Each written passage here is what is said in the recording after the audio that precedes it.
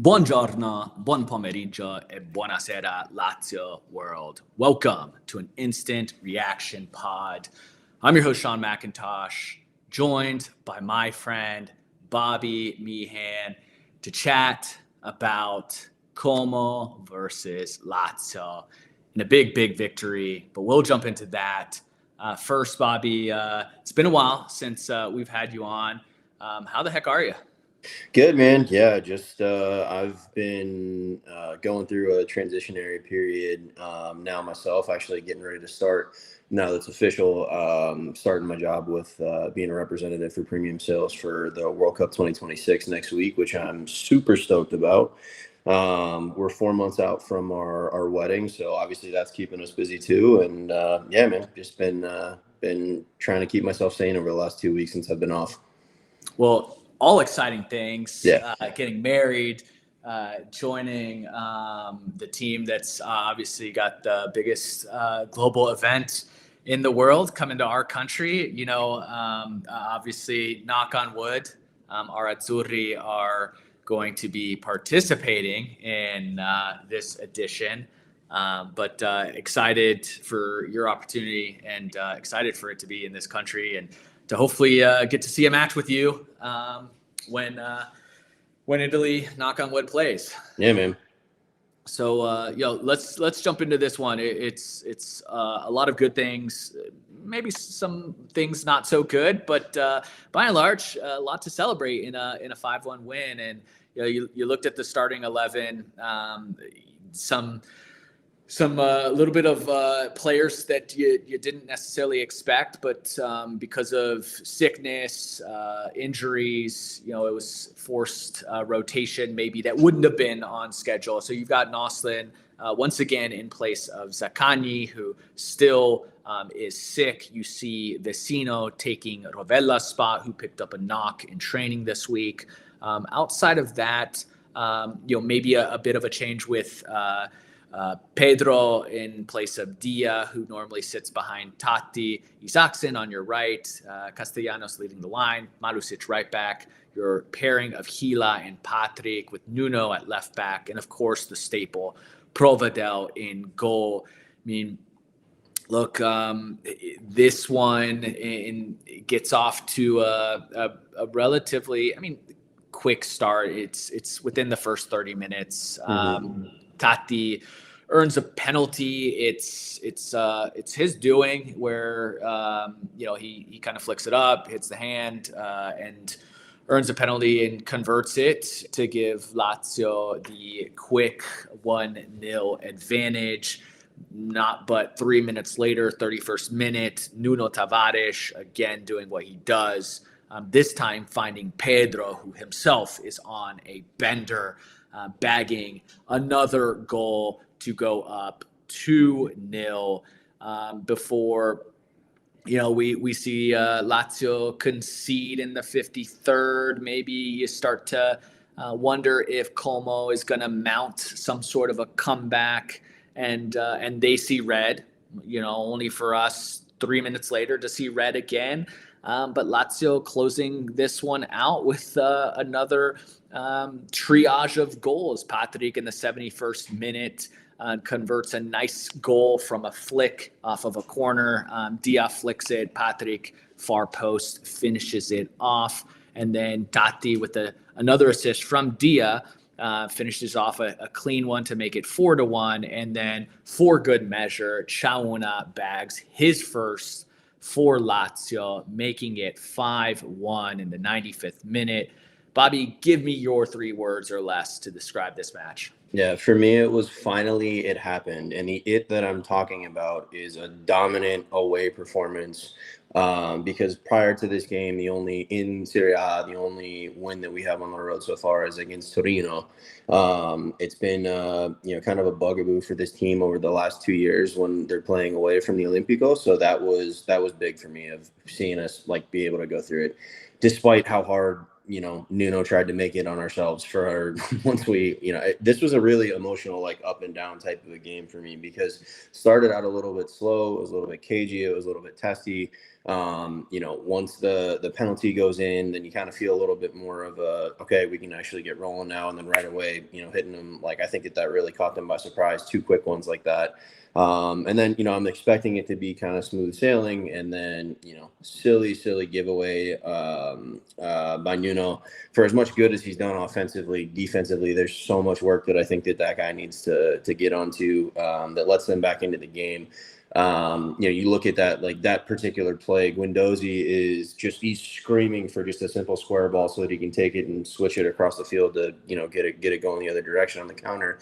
And, Nuno's feeling himself. He's already gotten assists to this point. He's, believing the hype of what he's done over the last 8 games, and tries to do too much, silly giveaway, and then that leads to them getting right back into the game. But long-winded way of saying finally it happened.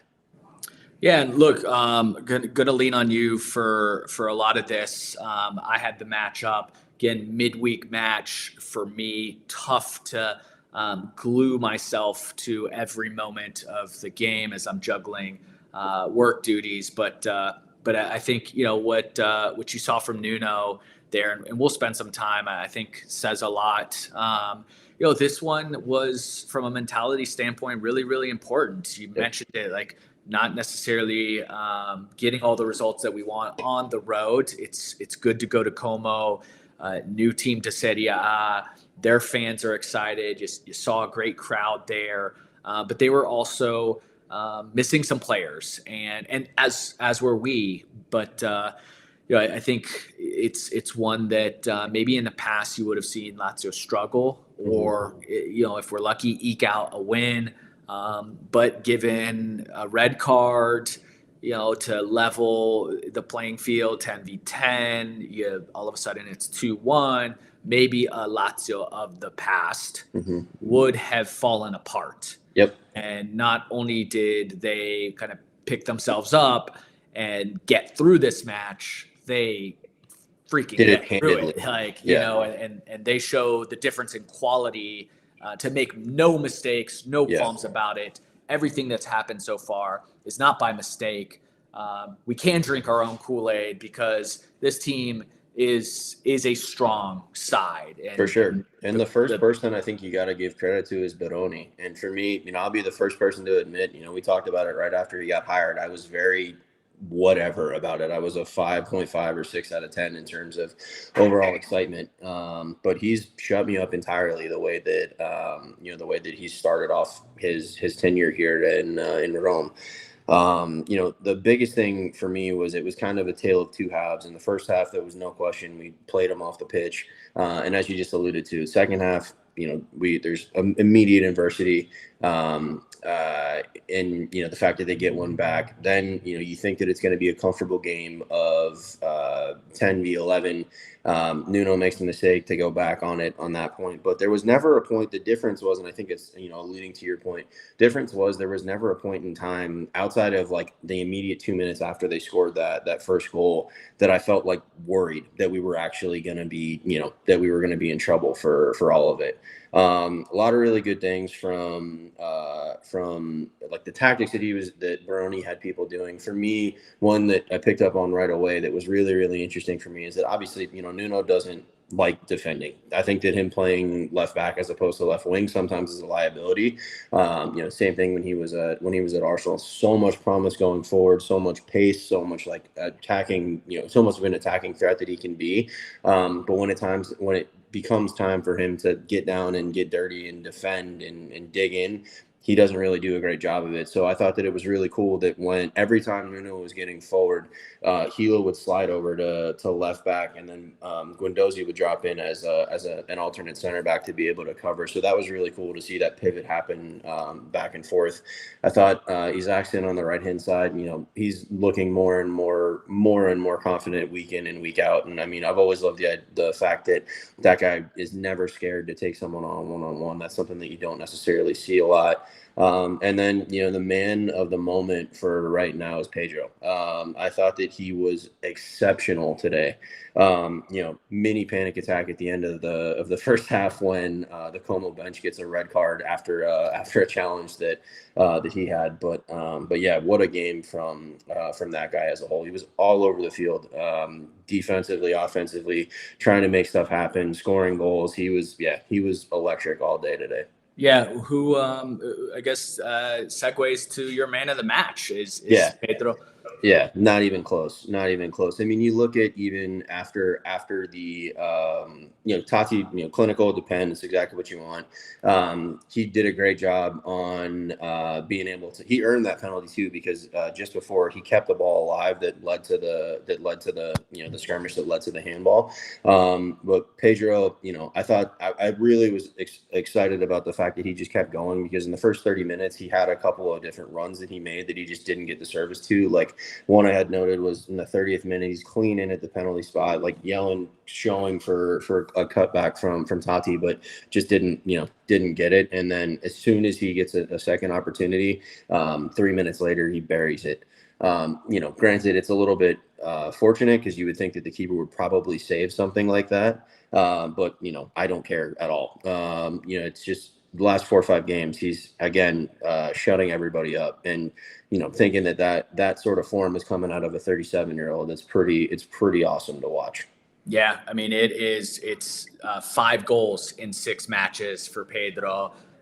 Whether it's Europa, Serie A, you name it, across all fixtures, he's coming in off the bench, making an impact. He's starting matches, playing 80 minutes as a 37-year-old.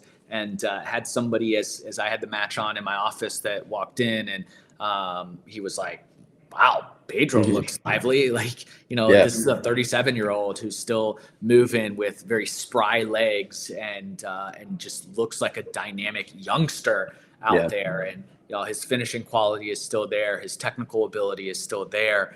He's just a little bit more fit than he was last year. And obviously there's just a connection with the players around him. And then you got a player like Nuno that finds him, making that move, and wasn't like a world. Sometimes like you oversee the obvious, and it was just a nice clean pass from Nuno, and Pedro does what he's been doing this season. It's a remarkable story, from a legendary player. So yeah, it's big. Just kind of running through the stats from this one. And again, a lot of times stats don't tell the story, but this one, very clear from an XG standpoint, 3.27 for Lazio, 0.99 for Como. Not only is the ability to generate expected goals, but, in this match exceeding that 14 shots to 14 shots. The difference here is Lazio had 7 on frame versus Como's 2. Lazio with 4 big chances. Here's the big one for me. No big chances missed from Lazio. Dude, I literally have it pulled up right here of what that was my next point of what it was going to be. Shout out 1versus1.com for like all of these. They really, really interesting, like intricate sort of stats. And to your point, this season, prior to this game, number 1 in Serie A in terms of big chances missed. We have 9 of them throughout the season thus far. So it's awesome to see, us completely flip that on its head and long may that continue. Yeah. And there's so many things that you can dissect about that. I mean, shoot, last year, forget about, I remember Caleb and I would say this all the time. Like, we were craving chances missed. We just had no chances, period. This year, we're coming into a team that just has more and more opportunities. It's creating more chances. They've got the license to actually shoot the ball. They just look like, to me, it just looks like they're just straight up having more fun, which I think is super important and very underrated in terms of when you get to the professional level. You would think that that's your job, do whatever, but I genuinely think that they're enjoying the football that they're playing. I think that they go into games having a ton of confidence in each other and the game plan of what's going to be going in, whereas as you saw towards the end of Tudor and the end of Sarri, it just seemed like it was, you literally had no idea what Lazio was going to be on the field that day. Yeah, and you see it in the body language. Yes, when the good times are good, the players are celebrating and doing it together. But the one that stands out is when things like aren't good, right? When it's a red card and, teams are still coming over there to pick Nuno up. And when they don't get a pass, it's not like a long, head down and then letting them affect themselves. They're still fighting for each other, which is a completely different side than we saw last year at the very least. So the one for me this year that sorry to cut you off. The one that stands out for me in that sort of a respect is when the own goal against Juve goes in late in the game. Like, you're holding on for dear life, hoping you're going to go through that. There was nobody that was like dropping their head and being like, shoot, this is it, we lost it. It's just like, all right, whatever, let's keep fighting and see what we can figure out. Yeah, absolutely. It's completely a completely different identity for them. And again, results, like, yes, we always want to see the 3 points, but for me, what's made this side fun is the attitude, the unity, obviously the style of play, and goals are fun. They're just like across the board. I mean, there is not one unlikable player for me this season. Like, Marusic has been good. There's been no big gaffes from him. All these players, even when you see a player like Noslin, right, like gets a red card for some stupid thing, and then he comes back and he like makes up for it with a wonder goal and just a positive attitude. So it's been a lot of fun. On the flip side, who's your bidone for? I mean, for me, it can only be Nuno, and that's the story of that dude. Like I said, I've been watching that guy for a long time, and it literally is like Two-Face from Batman, like two completely different sides of the coin. When he's good and he's on, it's remarkably good moments, and then when he's not, he just like has completely boneheaded moments. In that, both of the challenges that he made were really bad to begin with, but like the final one that gets him sent off was just so ridiculous and so unnecessary. Again, goes from him trying to do too much, gives the ball away. I think it's more out of frustration than anything, but goes to ground, brings him down. He's 85 yards away from the goal. Like, we're at that point again, up in the game, up a man. Just get back on defense and hope that just get back to where you need to be in your base and move on from where it's going. So for me it was Nuno. Yeah, I saw the second yellow, and I'll be honest, like, when I saw it in live time, like, I was like, no questions, like, it's a yellow, like, that sucks.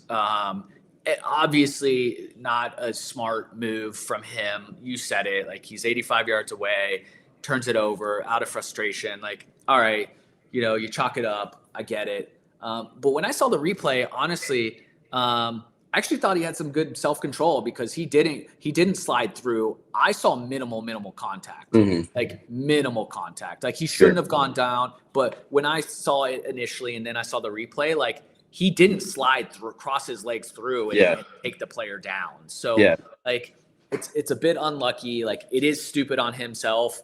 But for me, it's like, just don't give the referee an opportunity to send you off. Like, yes, it's annoying. Yes, it's frustrating. Yes, you messed up. But like, whatever, man. You're faster than anybody else on the field. Sprint back, get back in your base, and move on. For sure. That's it. Yeah. No, I mean, I get it. Again, dumb moment, absolutely. But soft, no doubt about it. Yeah, it just I think by and large he's been our best player this season, and I've said this, like, this is another match. It's like, okay, you get something bad out of him, but he still comes away with another assist, league leading, not just league leading. This man leads the top 5 leagues in all of Europe in assists as a left back. I don't see another left back in Serie A.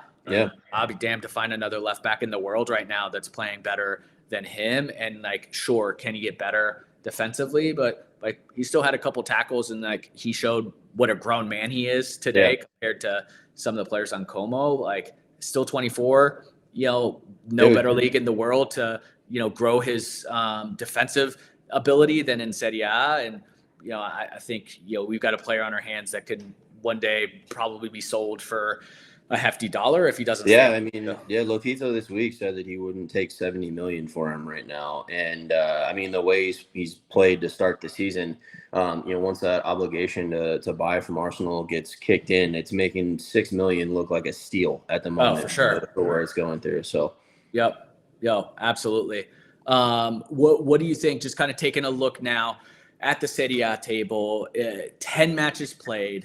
You've got another big 3 points. Sees Lazio at 19. That puts them level, tied at third with Atalanta and Fiorentina.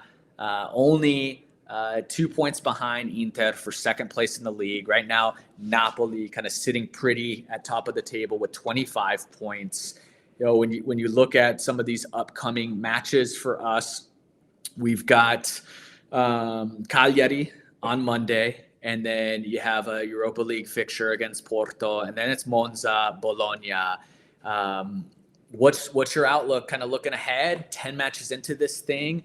Give me a sense of how legit do you think this Lazio squad is, and what are you expecting? Like now that you have 10 games in. yeah, yeah. I mean, I think that there's no reason at all to think that we couldn't compete for Champions League. I think that that's the bare minimum of what needs to happen for this year. When you go into the beginning of the season, the way that we did this year, and I mean, for me, the one that sticks out immediately is losing against Udinese real early. Like that team just seems to always have our number early on in the season. But I was thinking, here we go again. I don't know what we're going to end up doing. But like now that it seems like they've sort of like leveled the ship, they're dominating in Europa League. I think and that's what I'm most happy about with this particular game is that they carried that same sort of confidence and swagger into this and just really didn't give Como a chance. Yep. I think that do I think that we'll win the league? Probably not. But I think that the bare minimum expectation should be top four, and then it would be awesome to be able to get a Supercoppa or a Coppa Italia this year. Also, it's been too long since we've had a trophy.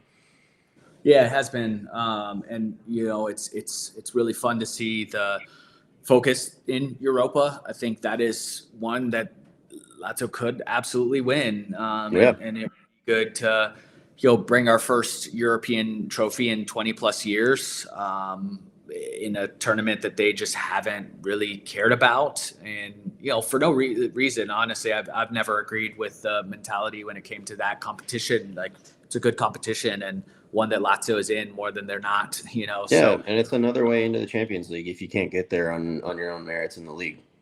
yeah.